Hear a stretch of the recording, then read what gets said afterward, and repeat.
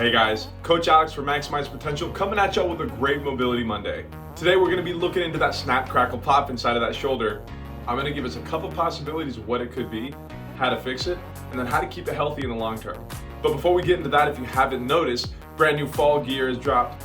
We've got sweatshirts, beanies, sweatpants, lots of different hoodie varieties. From right now until Thanksgiving, we have a 20% off on a lot of these different items, so go ahead and grab some while you can. I'm gonna leave a link down in the comments below. Today we're assessing that crunchy shoulder, so let's go ahead and jump right into it.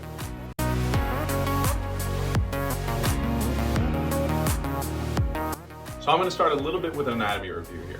Now the main muscles that are gonna be controlling this shoulder is gonna be the rotator cuff muscles, also known as the sits muscles. Now they surround the shoulder blade and their main purpose is retraction of that shoulder blade. Now when we retract that shoulder blade, essentially what we're doing is recentering the humerus into that labrum. Now the shoulder is a very complex joint, very similar to the hip. It has a lot of tendons, blood vessels, and muscles running through it. So now that we understand a little bit more of what we're looking at, we can understand that we probably use this joint quite a bit throughout our lives. Especially if we have somewhat of a laborious job, we could be using the shoulder day to day. Now with overuse, we can build up bundles of connective tissue.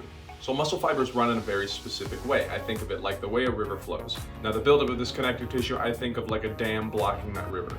With too much of a buildup, it can obstruct normal range of motion and cause a multitude of issues. Tissue buildup can pinch nerves, can pinch tendons, and even limit our range of motion. This can lead to improper mechanics and eventually injury. Now, the most common injury that I see to the shoulder is going to be pain into the front or the top of the shoulder with raising of the arm.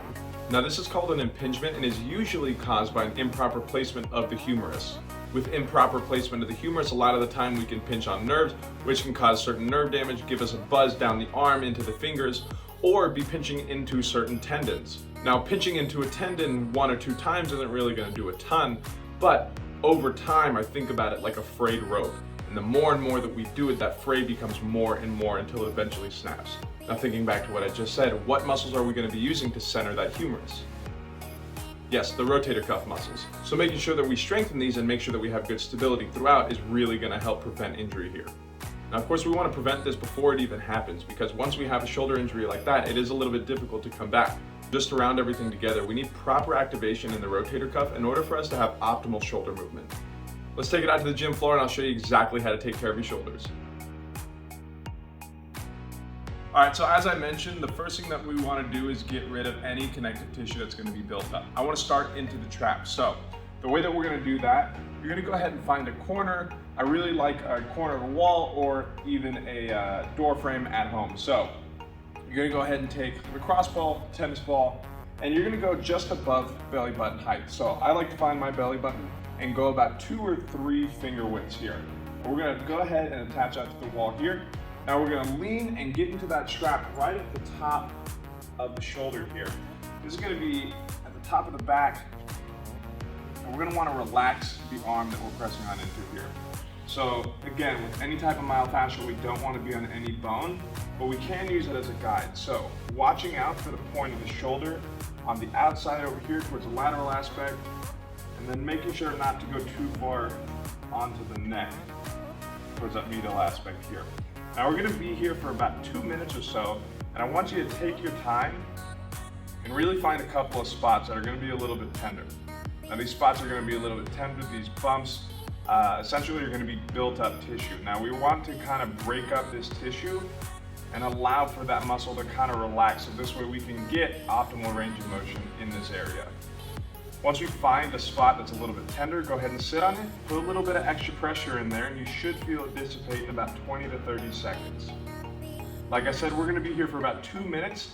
Don't forget, everything we do to one side, gotta do to the other. Great, now that we've got the trap kind of loosened up here, we're going to go ahead and get into some of the surrounding muscles surrounding that shoulder blade. So we're going to take our lacrosse ball and we're going to find an area just in between the shoulder blade and the spine here. So what we're going to do is we're going to take the side of the hand that we're going to be rolling on and we're going to take it across our body. Now that's going to move that shoulder blade off to the side and give us a little bit of extra room to work into some areas that we normally wouldn't be able to get into. So like I said, we're going to focus on the area between the shoulder blade and the spine here. We're going to go ahead, take that ball, place it there, and we're going to pin that up against the wall here.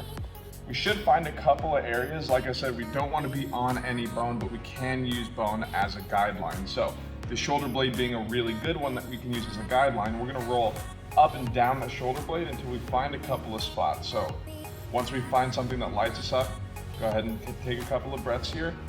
Good inhale. On that exhale, we're gonna go ahead and raise that arm straight up in the air. If you can, go ahead and touch the wall with the thumb behind you. Good inhale as we descend. And exhale again. Now each spot that we find, I wanna go ahead and find about 5 or so passes with this arm. So again, follow the breath, exhale as we come on up. Once I find another spot, I'm gonna go ahead and move around. Once I clear off that spot, I'm gonna go ahead and find a different spot. So again, finding about 2 or 3 places around this shoulder blade should take about 90 seconds, about 2 minutes or so each side. So once you find a spot, again, big breath in and exhale. Remember, everything we do to one side, we gotta do to the other. So once we hit about 2 minutes here, go ahead and swap it over to that other side. Great, now that we have optimal range of motion in the shoulders, I wanna get into a little bit of strengthening. Like I mentioned, those sits muscles are gonna be some of the most important ones for making sure that humerus sits nice and centered in that socket. So the way that we're gonna go ahead and strengthen these is gonna be something that I like to call wall angels. So we're gonna wanna focus on having the elbow and at least the knuckles up on the wall behind us. It's gonna be a double arm exercise, so go ahead and mirror the same thing on the other side. Now we're gonna start kind of in a W shape here. We're squeezing at the bottom of the shoulder blades here, and we're gonna raise as we maintain contact with the wall at the elbows and those fingertips. Quick interruption from teacher Alex here. I'm actually editing here at home, and I noticed that during these wall slides, I actually have more mobility in this right shoulder. Now, when I do these videos, I usually only roll on one side, just so this way it doesn't take as long filming. But I feel like that's just about as much proof as you need to show that these rolls are absolutely gonna help with your shoulder mobility. Anyway, back to the video. The elbows may come up off the wall a little bit once we come above eye level or so. Good squeeze at the top of the shoulder blades and slowly come on down.